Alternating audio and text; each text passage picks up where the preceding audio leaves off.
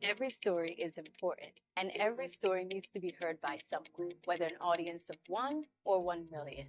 Our stories are valuable because we have no idea the ripple effect it can have on generations to come. So join me in listening to stories of how unlikely people became unexpectedly connected. Their stories reveal that we were never meant to face life alone. And in helping one another, we end up finding ourselves and our purpose. Welcome to Letters from the Chosen.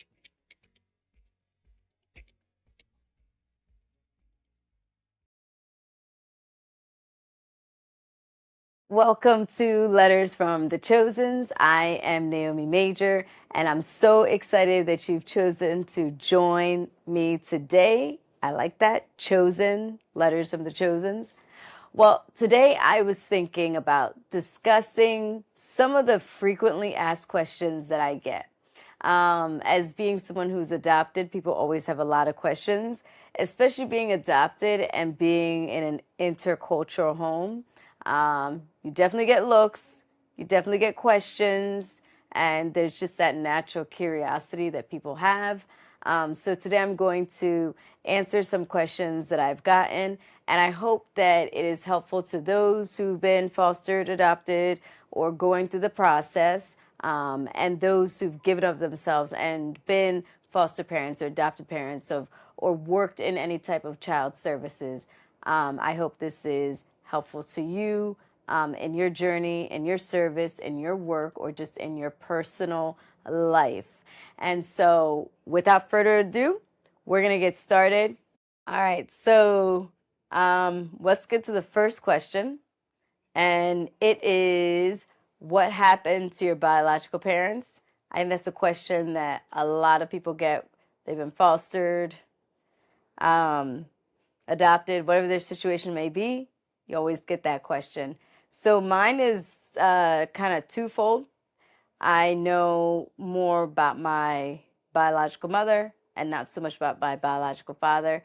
My biological mother died when I was young, shortly before I got adopted, maybe within a year or so that I got adopted. And my biological father, I was told shortly after that he had passed away. My uncles had said that he had died, and that's what I was told. And they told the same to my parents, that my biological father had died. I went and went to visit my sister.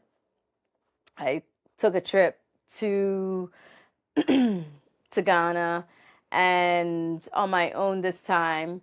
And my sister said, "Oh no, like he's not dead." I was like, "Okay." I was like, "What?" And she said that when she was getting ready to get married, she had tried to reach out to him and for him to come to her wedding, and he didn't come or she didn't hear back. I don't know if this was a direct reach out to him, if this was through somebody she knew, family friend, if she ever spoke to him or met him. I've never heard of anybody speak about him or mention him ever in my life since, I was a little kid, and he was never brought up and I wasn't ever told otherwise. But my sister, middle sister, said that my father was alive and that my uncle had uh, might have lied. So that's what she said. But for me, um, at the end, in the end, he was just not in the picture. After my mom had passed away, he had come. He brought us, food after her loss, and he dipped. We never saw him again. He left me and my sister. We're obviously alone at the house, and my uncles tried to figure out a way to take care of us and to find a home for us, and we never saw him again. All right, how did you and your parents meet, get connected? All right, that's always such a good question of how you living in Ghana get connected with your family in New Jersey, and how does this work? This girl from rural part of Ghana and this family living in the suburbs of New Jersey. All I can say is only God. He can write the most amazing stories and really just that are mind blowing that you would never expect. So I had been living with different family members, family friends, and the short of it is I ended up going to stay with missionaries in my region. They were about a town over in Nkasi. So I went to stay with them. And my parents, who are in the United States, heard from, it's not quite a Bible study group, I'm just going to say their church group. They heard about me, and my mom says that when she got in the car, she felt the Holy Spirit, God's Spirit, speaking to her that I was her daughter. And she told my dad, and guess he felt the peace about it, and they went and moved forward to pursue adopting me. And so, how is it? They overheard a conversation, and my mom felt that stirring in the spirit and heard that voice of the Holy Spirit telling her that I was her daughter. She did not know anything about me. I don't think she even knew my name or age. She'd never seen a picture, nothing. She went by faith in what she overheard and started the process. And so she eventually did get a picture of me, and then she ended up coming to meet me to finalize my adoption in Ghana. So, how do we meet? Jesus. That's the short of it. So, number 3. All right, so this says, do you like being adopted? That's a tough one. Yes. I do like being adopted. And I never actually did not like being adopted. I didn't grow up thinking, oh, I'm adopted. I'm adopted. This isn't my family. They were my family from the get-go, from the beginning, you know. And so I think a big part of it is because I got adopted as a child. And so it's easier to form some bonds, and I see also question a little bit less as a child. But I did know that I was being adopted, that I was getting a new mother, and I was very excited. When I heard that I was getting a new mother, it brought me joy because I had lost my biological mother. I snuggled up to my mom when she came right away. The only time I would say is when I got older into high school, I got more self-conscious about being adopted. I became aware of the stares and looks, especially like in restaurants. Like, I can still see that now. Sometimes people glancing over.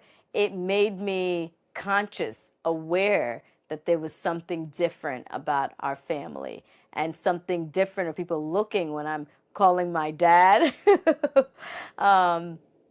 Or speaking to my mom or with my siblings, that there was, some looks. And so that made me a little bit more self-conscious about the idea of being adopted. But aside from that, I did like being adopted, and I was grateful for my family. But I never thought of myself as adopted. I speak of it in terms when I'm talking about, you know, my family background, but at the end of the day, it's my family. It's my mom, it's my dad, it's my sister, it's my brother. And you don't think twice about your family. I don't either, until people shine a light on it. Then I'm like, wait, is this is not the norm? And so I became a little bit aware of that in high school. But yes, I do. All right, let's go to the next one. This is 4. What's the best part or your favorite part of being adopted? This one's an easy one. The best part about being adopted is having a permanent home. So for me, I got moved around from family to family, family friends, cousins. I don't know how we were related or if they were just family friends, friends of families. I think we're all related. But that was probably the challenging part. I lived with my eldest uncle, then I went and lived with my eldest sister, then I went and lived with two other family friends of ours, and then I went and I lived with the missionaries, and I finally made my last stop with my parents. And so I don't think I missed anybody in between there. But the constant moving at a young age, this is all, I'm nearing the age of 6, that I was having so much disruption and movement in my life that it was like getting adopted gave me rest, and I could finally put down roots and get established and start growing and have some stability and have a place to call my home. And then I got blessed to have a family to call my own. And so being settled, having a stable, permanent home, the best part. Not moving, not going from different house, not being passed from hands to hands. I was blessed to be able to do it in community and do it in family. It definitely protected me. But at the end of the day, there's no place like home and having a place of your own. That's the best part. All right, this is a good one. Would you adopt? And now I'm going to share a little something about me that people did not know. The answer is yes, I would adopt. And I actually was planning to adopt if I never had kids. I don't think I ever shared this with anyone. So, Mom, if you're watching, I know you are. But I actually did think about that. I thought when I got to about 30, if I hadn't gotten married and had children, after 30, then I would look into the adoption process. I thought by then I'm older, I'm mature, hopefully have this adulting thing down, and I would be ready to take care of other children. And so I thought about, adopt maybe one or two, probably two, so they could have a friend. And I thought, I could help them. I was teaching, so I could teach them. And also I could relate to them and be able to support them, having gone through, similar situations as them. And so I thought, why not? It had been done for me. So there are so many children in the world who needed families. So why not? Which is better, foster or adoption? So I'm going to say both are good because both are ways, services to help children who are displaced. So I appreciate foster, and I definitely appreciate those who are willing to take that extra step and to adopt. So appreciate both. What I will say is one of my big things is to provide stable homes. As I was mentioning before, the hardest part for me was the constant moving. I did it within community, but I think for children who are in foster care, they're constantly being disrupted, living with strangers, and that's really, really challenging. Along with that comes them just being much more open to different conflicts and disagreements as they're adjusting to different personalities, different cultures. It's easier to lose track of those children. Sometimes them running away, ending up homeless, trafficked. Obviously, the abuse that can happen as they go from different homes to homes. And I've heard a lot of stories of children just being in homes where the foster parents weren't doing it for the right reasons or had other issues that they ended up taking out on the children.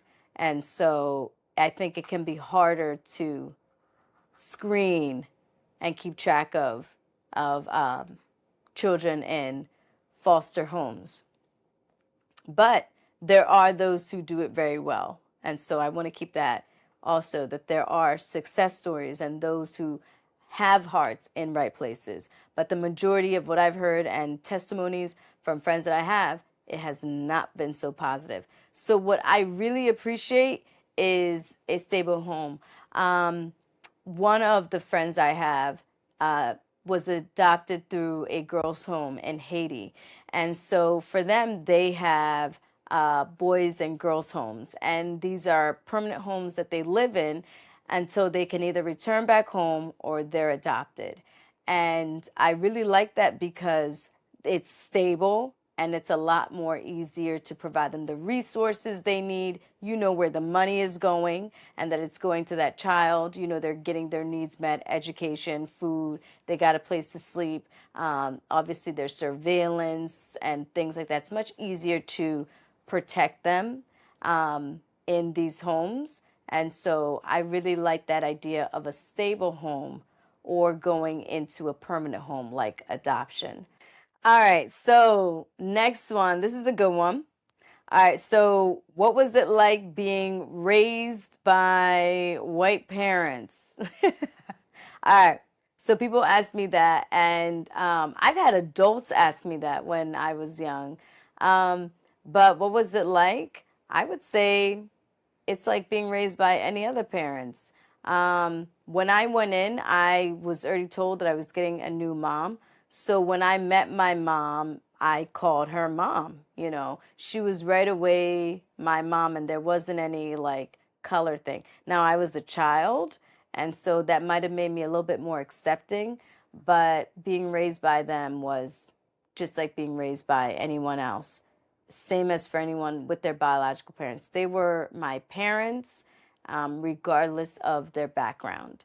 And they went in with it as this is our daughter, and God has given her to us. And so they treated me as their daughter, raised me as their daughter, disciplining, you know, blessing. I got it all. There was no coddling. Or treating me any different. You will hear that from my mom. It was just like, this is my daughter, and I'm going to raise her the way I want her to be. And so I went it as, this is my mom and dad. And the color wasn't really an issue or a question in my mind. I called her mom. I met my mom first, I think from day one, and she's just always been my mother. Now, I will add, there is challenges that came with it. One of the challenges was culture. You know, I'm originally from Ghana, from the Ashanti region, and so I spoke Tree. And I did know basic English, let's say, you know, preschool level. I could tell you hi, yes, I need this, that question, but I was also hadn't had full education. And so some of the communication and teaching me, um, you know, English to read and write, those were challenges that we encountered. And so I spoke my language for a while. There were other children who had come from Ghana, but once they moved, I didn't have anyone else to speak it with. So I lost being able to speak my language, and my parents, because my parents couldn't speak it with me. And a little bit with my culture, the food, things that we did, some of our traditions. I didn't have anybody to teach me or even to participate or practice those things with me. So those things were lost. So I say on the culture end, that was maybe one of the bigger challenges of maintaining my culture or maintaining my language. I didn't have anybody else in the home to share it with. Uh, and then I would say also just learning more about race. I say about fifth grade, I, you know, was learned a lot about slavery and things like that that had happened. So I was curious about this tension between blacks and whites, and I ended up, you know, studying more on my own, especially into high school. Ended up majoring in history, really wanting to understand the dynamics of the United States and between the different races. And those were conversations that I didn't quite know how to have with my parents.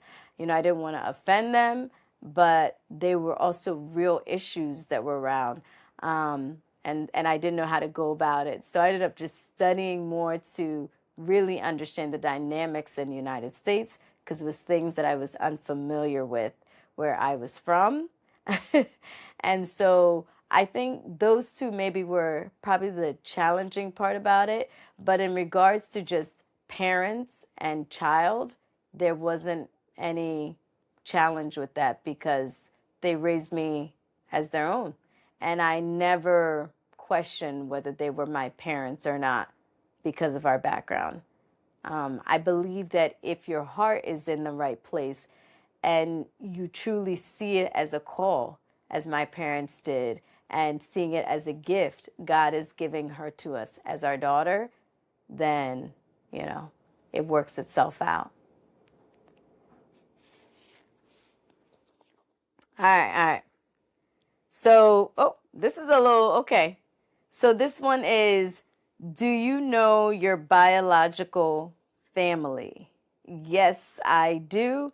I got adopted a couple months after my 7th birthday. So I was young, but old enough to know who I was, know my family members, and all of that, and know where I came from. And so that wasn't really an issue for me, as some who may have been adopted as infants or maybe had a closed adoption. My mom actually came to Ghana to do my international adoption, and she went and met my biological family, my aunts and uncles, my siblings. She met all of them, and we said our farewells, went to Accra, and did the adoption there. So I have memories of all of that. So yeah, know my biological family, and try to keep in contact with them. Okay, we doing good. We're going to do 2 more, and then we're going to call it a day. I hope this is helpful to those who are listening, and I hope it is helping you to also reflect about your own experiences. All right, so let's go to 9. Have you been back home? And yes, I have.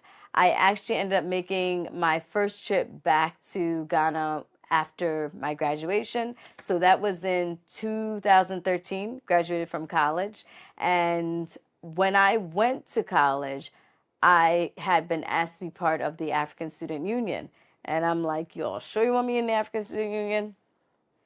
I mean, I was born there, but I've been raised in the United States and raised with my white American parents. But they needed a secretary, and so they said, could you be the secretary? And I'm like, sure, don't mind. But in doing that, there was a lot about culture, and it kind of awakened in me a desire to know more about my culture.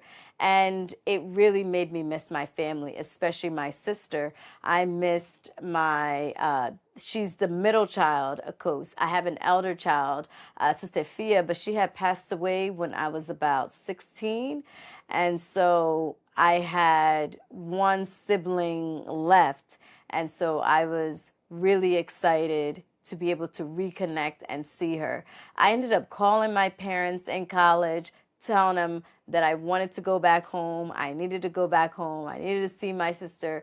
And it just put that desire in my heart to reconnect with my family. But I really believe God used that, me being in this student union, to just stir up what he really wanted to do, which was reconnect me to my biological family. And so my mom calmed me down and told me that they already had plans for me to go back. And after I graduated, we were going to go. And she was telling me, my mom was, I don't know if she promised, but she told me that was what was going to happen, and she was keeping to her word. And after I graduated, that summer, we took a trip. Me and my parents, we went back home and did a little bit tour of Ghana. So I got to see a lot of the culture, learn about the history, and then we finished it by seeing my biological family. And it was amazing.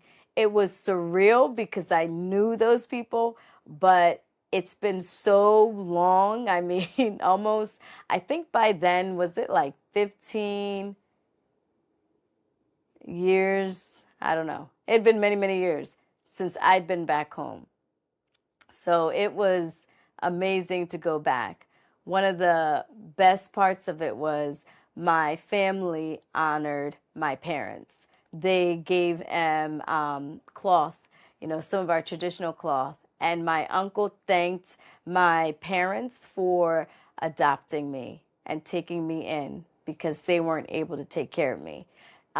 It was kind of just another part of the healing process for my younger self because I had kind of felt like, well, why did my family keep me? Or why did they keep my older sister, but they gave me up for adoption, you know?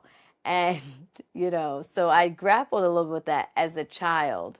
And it's just, some things you have to explain to a child, or they may struggle with rejection. And I struggled a little bit with feeling rejected from my family. And so even hearing that from my uncle, I understood again that they weren't able to take care of me. And financially, they were stretched. And having to raise a little child was going to stretch them even more. And they just honored and thanked my parents for helping them out and for everything they did for me. And it was beautiful. Beautiful, beautiful.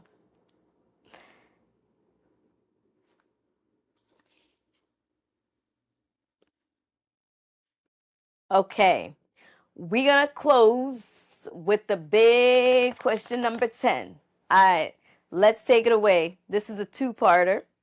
It is, what advice would you give to other adoptees? All right. Um, and I'm gonna say adoptees or foster, so to other children. And then, what advice would you give to adoptive parents? So, for children who are in foster care or potentially being adopted or are adoptees living with their parents still, what I would say is no matter what the current situation is, it gets better. That's what I would say. No matter what you're facing right now, it gets better.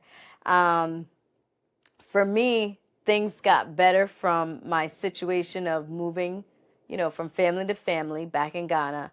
But even once I got adopted, especially in high school, we kind of hit our challenging areas within our family. Even in the dynamics with my mom, it was getting challenging between us. And I times would just feel frustrated. And one of the things that kind of helped me through to not give up through the process was that it's going to get better. Like, this is just a season and things will be better after this. And things did get better, much better, and not long after that. So, what I want to just tell other children who are currently in the situations that I was in is that it gets better. Hang on, you will have the victory, and what your today is not your tomorrow, and it gets better and better and better. Do the work you need to do within you, and it will reflect in how your life turns out. It's going to get better, and God always provides a way out. For adoptive parents or foster parents, what I can say from my experience and things that might have helped us and things that did help us is, number one, to know as much as you can about your child, whether you're fostering or adopting, to know about them, learn about their personality, their interests, see if you can find out their gifts, all of that stuff. Learn about their story, their experiences, how many foster homes have they lived in? Who do they live with? Things like that. If you learn about what their life has been, you can kind of be prepared for what you're going to see manifesting in your home and where they may need support and help with. And then I would say learn about their family history if you have access to that. And then learn about their culture, again, if you have access to that in whatever way you can. Learning about their culture will help you to better understand them and have less confusion and misunderstandings. And then I would say, lastly, have some form of accountability or mentor. That can be having an accountability partner for yourself as a parent, being part of a support group, having counselor, having mentor, but both the adopted parents and the adoptee need people that they can talk to outside of themselves, right? And so when things get tough or challenging, when you as an adopted or foster parent don't know what to do, or when it's the same, the child feels overwhelmed or is not able to communicate, or you guys just don't agree, because in relationships there's going to be disagreements and you may not see eye to eye. But when it gets challenging, having somebody that you can talk to with through the different issues that you're facing. One of the things for me that I carried was a little bit of guilt, and it felt so good to even talk with other children who have been, well, they're now adults, but some of my adult friends now, but who grew up adopted, they carried that guilt too, where they did not feel comfortable to go to their adopted parents about the challenges that they were experiencing at school or even within themselves. Bullying that they may have experienced, memories, dreams, nightmares, traumatic experiences they've had that may resurface that they were going through, because they felt guilty to put that on their parents. And so even for adopted parents, giving your child someone to talk to, mentor, counselor, that you trust, that they can have an outlet both for you and for your child to just grapple through some of the challenging things that may come up, but just having someone else outside of you to talk to, who can give you some expertise, who can give you that encouragement, and just be able to hear you out and let you talk through things, I think is really, really helpful. Everything is better done in community, and you're always stronger when you have someone else to lean on. So that would be my advice there. And I would say that is it.